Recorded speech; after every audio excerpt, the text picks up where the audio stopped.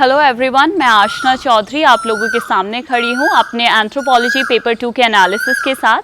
मैं पहले डीकेटी के साथ पेपर 1 का एक डिटेल्ड एनालिसिस कर चुकी हूँ एंथ्रोपोलॉजी का 2022 पेपर का, और अब मैं एक पेपर 2 का डिटेल्ड एनालिसिस करना चाहती हूँ जिसमें मैं आप लोगों को बताऊँगी कि किस किस एरिया से क्वेश्चंस आए हैं, क्वेश्चंस कितने डिफ़िकल्ट थे, वो चैलेंजिंग थे या नहीं थे, और आप कितने ईजिली उन क्वेश्चंस को अटेम्प्ट कर सकते हैं।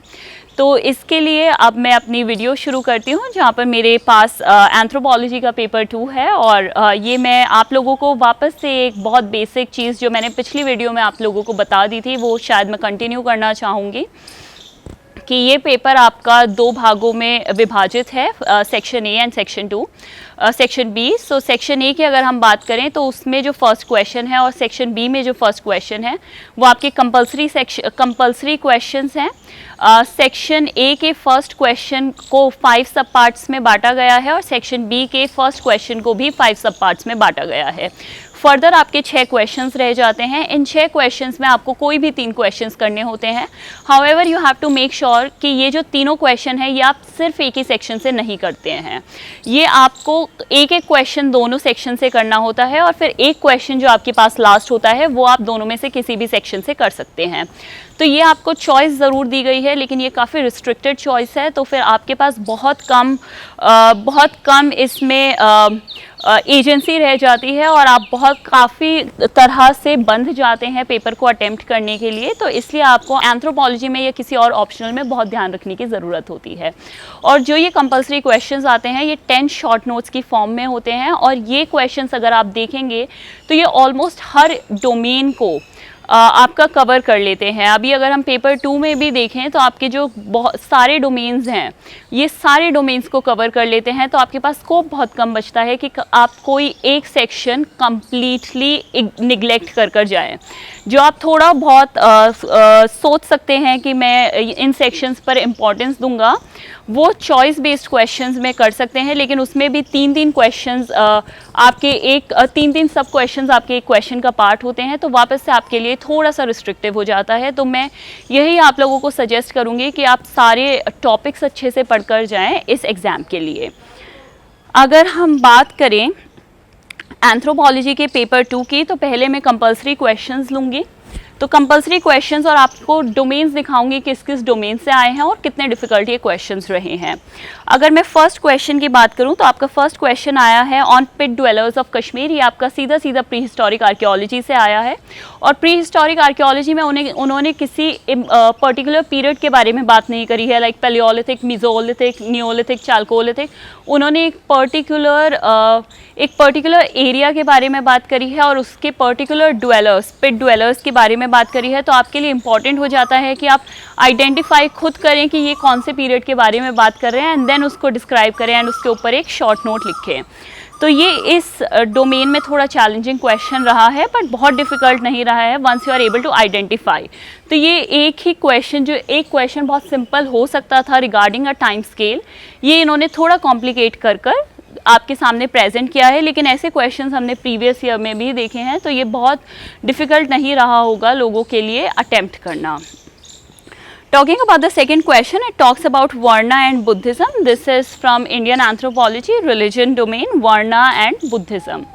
When you see Varna, you generally relate it to Hinduism. So, you understand that the question is mostly talking about Hinduism and Buddhism. Now you have and as a connecting factor here. So, you have to identify how to actually interpret this question. Present similarities, and then later on differences, or see how Varna system features in Buddhism as well. So it is for you to interpret. It's slightly an open-ended question wherein you can bring in your creative forces and can interpret the question in whatever way you like, but also justify that interpretation via your answer. Third question अगर हम देखें तो इसमें versus आ जाता है, dharma versus religion.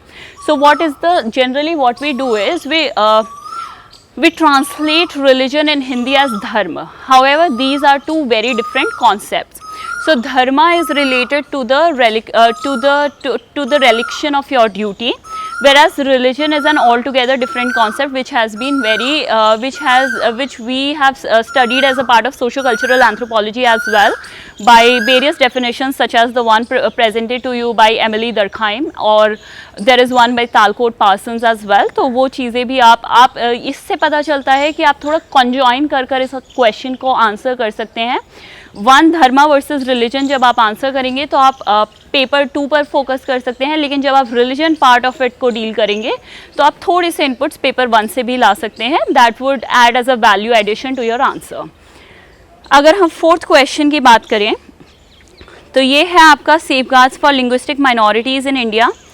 सो अब हम क्या कर रहे हैं, अब हम लिंग्विस्टिक माइनॉरिटीज़ को देख रहे हैं इंडिया में. तो ये वापस से इंडियन एंथ्रोपोलॉजी के बारे में आ गया है. लिंग्विस्टिक माइनॉरिटीज़, ये माइनॉरिटीज़ एज अ टॉपिक आपका एक टॉपिक स्टैंड अलोन टॉपिक है एनी हाउ. तो आपको ये क्वेश्चन आपका एक डायरेक्ट क्वेश्चन था, इसमें डिफ़िकल्टी नहीं होनी चाहिए. And the 5th question is westernisation and modernisation. M.N. Srinivas has given very well easily usable points on the same. तो ये भी एक डिफ़िकल्ट क्वेश्चन नहीं था. तो आपने देखा कि जो आपके फर्स्ट क्वेश्चन में कंपल्सरी क्वेश्चंस हैं वो डिफ़िकल्ट तो बिल्कुल नहीं है, घुमाकर भी ज़्यादा नहीं पूछे गए हैं. यहाँ पर जो एक की टेक अवे रहा है वो ये रहा है कि आपको पेपर 1 के साथ अगर आप इसको लिंक कर सकें तो आपके लिए वो वैल्यू एडिशन हो जाएगा. और दूसरा जो है वो ये है, थोड़ा सा क्रिएटिव आप हो सकते हैं इसको इंटरप्रेट करने में. And the third one is that it comes from diverse areas such as prehistoric archaeology and Indian anthropology. Now we move on to section B. और सेक्शन बी का जो कंपल्सरी क्वेश्चन है that comes उसके सब parts में एक बार read कर देती हूँ.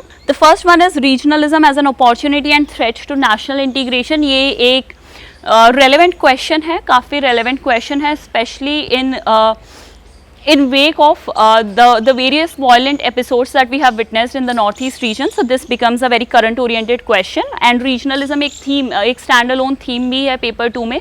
So again ये question syllabus के बाहर तो नहीं गया है. Second question, it comes from tribal anthropology. तो अभी तक हमने Indian anthropology से question देख लिया है, prehistoric archaeology से question देख लिया है. अब आपके tribal anthropology से भी यहाँ पर एक question आ गया है. तो वापस से diverse areas. Issues of tribal agricultural labourers. अब ये क्या है आपका, ये दो चीज़ों को कंबाइन करता है. ट्राइबल्स को हम देखते हैं कि they were not part of agricultural societies. However in tribals economy we have seen a shifting trend where in tribals are coming, tribals are taking up occupations that are mostly that are modernized, and that's where the question comes from. So this is something that you can mention in your introduction or conclusion, that a shift has taken place wherein they are moving from traditional pastoralist or hunting gathering societies towards agricultural societies. और आप इसमें examples भी use कर सकते हैं, especially of the Central Indian tribes. Then you move towards third question, which is major problems of nomadic and semi-nomadic groups. तो जो आपका सेकेंड क्वेश्चन था उसमें भी थोड़ा सा आप नोमैडिज्म, पैस्टोरलिज्म और उनको मेंशन कर सकते थे. दो आपका एग्रीकल्चरल, ट्राइबल एग्रीकल्चरल लेबरर्स का क्वेश्चन था, और यहाँ पर तो आपका एक स्टैंड अलोन क्वेश्चन आ गया है nomadic and semi nomadic tribes पर. ये भी एक काफ़ी प्रिडिक्टेबल क्वेश्चन है. Next would be role of the governor in 5th scheduled areas. Again Indian anthropology, not a very difficult question for you. अगर आपने अपनी पॉलिटी अच्छे से पढ़ी है तो आपको एंथ्रोपोलॉजी की भी ज़रूरत नहीं है. You would be easily able to answer this question from your polity as well. The next question comes from Austroasiatic languages. ये भी आपका language classification और classification of tribes is one of the areas of study, especially in tribal anthropology, and this is where the question comes from. So हमने देखा है कि diverse areas से आपके क्वेश्चंस आए हैं कंपलसरी, लेकिन क्वेश्चंस डिफ़िकल्ट बिल्कुल नहीं थे, अनएक्सपेक्टेड बिल्कुल नहीं थे.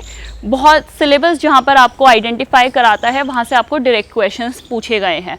अब हम देखते हैं थोड़ा सा चॉइस बेस्ड क्वेश्चंस को, और फिर एनालाइज करते हैं कि पेपर 1 की तरह क्या ये क्वेश्चंस भी थोड़े से ट्रिकी थे या फिर ये अलॉन्ग द एक्सपेक्टेड लाइंस ही आपके सामने आए.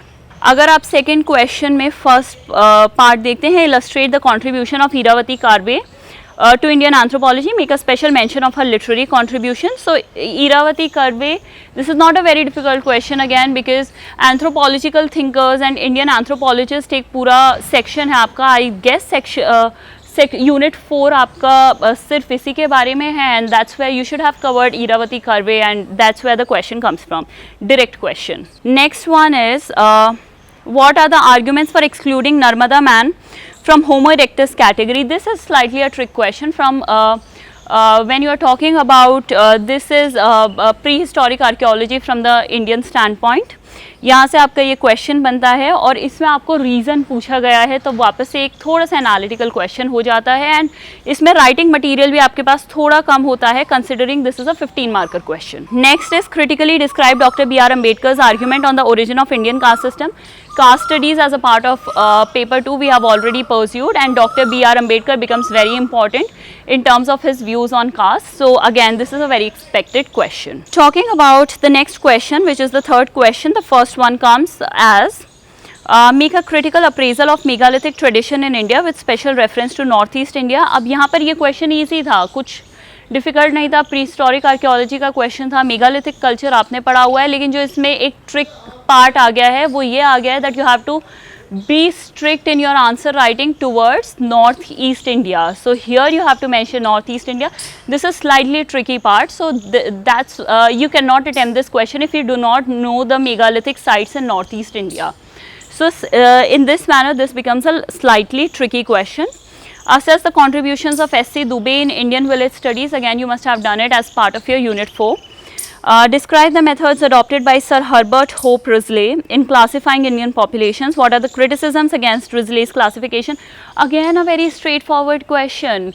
You have studied classification of tribes along linguistic lines, along racial lines. So one of the classification along racial lines has been by H.H. Risley. In fact, the classification along racial lines start from H.H. Risley's classification, and here in the question asks you what that classification is and what are the criticisms which has been directly given. If we move to the next one, then there comes a statement: globalization on the one hand has provided opportunities and on the other hand has thrown challenges to Indian villages. Elucidate. So इसमें कुछ difficult नहीं है. Globalization, you know what it is. Anthony Giddens की well provided definition है related to globalization. However, this you have to conjoin with your village studies that comes as a part of paper 2, and you have to answer that question. Not a very difficult question to answer, though brings together various different fields.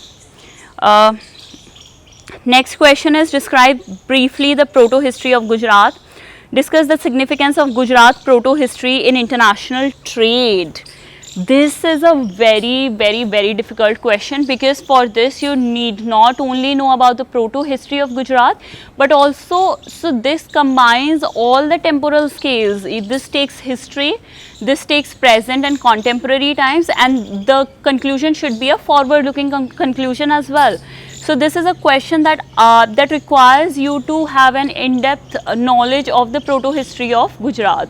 So this is something I knew I could not attempt, so I left it. I found it particularly very challenging for myself. Another one would be critically examine indigenization of Christianity in India, and here you can actually talk about how caste system has penetrated into Christianity in India, and how Christianity in India has the history of taking roots of Christianity in India, how the religion itself, how there are various changes in the practice of the religion by various tribes that have been converts converts from some other religion to Christianity.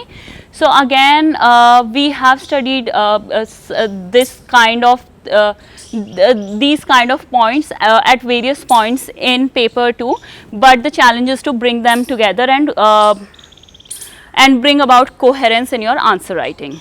अब अगर हम 6th question पर आएँ तो वो होता है discuss the objectives of integrated tribal development projects. How far have these objectives been achieved. So यहाँ पर आपको पर्टिकुलरली पता होने चाहिए जो 5-6 ऑब्जेक्टिव्स आपके इंटीग्रेटेड ट्राइबल डेवलपमेंट प्रोजेक्ट्स के थे, और साथ ही साथ आपको फिर आपको एनालिटिकल स्किल्स भी टेस्ट हो रही हैं, because you have to also tell how much have they been realized. So not a very difficult question, but yes, you should have known. So another one would be compare the functioning of traditional tribal council with that of Gram Sabha under PISA. So again, it combines two things. It combines PISA, which deals with the 5th scheduled areas, and the tribal councils, which deals with mostly 6 scheduled areas. So then again this is kind of converging two different topics. Another question being, explain how British policies impacted the major resources of the tribals. So this is colonialism and its impact on tribals. We have studied this topic, not difficult. Next question, discuss the views of G.S. Ghuria and Verrier Elwin on the approach towards tribal populations. So here isolationism, assimilationism, these are the two approaches that they want you to know. What are the policies of the government of India towards Indian tribal populations? And the policies that the government of India has currently. So ये सब कुछ हमने पढ़ा है, लेकिन अलग अलग part में पढ़ा है, बस उसको साथ लाकर एक आंसर फॉर्म करना है. Discuss the issues and solutions related to scheduled caste and the scheduled tribe populations in India. Another direct question. Explain the social and religious consequences of contact between tribal and non-tribal populations. Contact between tribal and non-tribal populations and how they impact. So this is another area that we have studied far and wide, both as part of paper 1 and paper 2, and there is so much to write about here. So again, a very expected question. Compare the nature of tribal movements between northeast and central India. Briefly mention the current status of existing tribal movements in these areas. Herein you need to know the movements in central India, movements in northeast India, and your analytical approach in terms of the comparison between the two. And also the status of existing tribal movements, so they are also linking it to the current affairs. A question that demands a lot out of you but is not difficult to answer. Briefly describe the anthropological perspective on development. How have anthropologists contributed in India's rural development? So one being anthropological perspective on development, I strongly believe you can import a lot from paper 1 in this part of the question. And then when they say ki, talk about village development, at that point you can basically focus on paper 2, and that's how you would be able to answer this question with value addition as well. How can a balance be struck between livelihood concern and environmental degradation in the context of shifting cultivation? So herein we have seen previously various questions coming from shifting cultivation, and again a question we have seen from shifting cultivation, slightly tweaked in terms of its terminology, but again shifting cultivation should not be a problem area for you. So we have seen, like paper 1, it covers the various fields, however needs to be answered in a comprehensive manner, and analytical skills are very important for you to answer this paper. It was not very difficult, and you could have easily answered. So this was my analysis of paper 2 of anthropology. I hope that my previous analysis of paper 1 combined with this analysis of paper 2 helps you in your optional, and all the best to all of those who have anthropology as their optional, and I really believe that you will benefit out of this detailed analysis of mine that I did for DKT. Further अगर आप लोगों को कोई भी guidance चाहिए होगी तो at times मैं आपको provide कराती रहूँगी अपने Telegram channel पर और साथ ही साथ अपने Instagram handle पर. मेरा Instagram है ashna.chaudhary.79 और Telegram channel भी ashna chaudhary 79 से के नाम से है. आप लोग देख सकते हैं उसको, और मैं आशा करती हूँ कि मैं आपको हेल्प कर पाऊँ वाया दीज मीडियम्स और रेगुलरली. Thank you.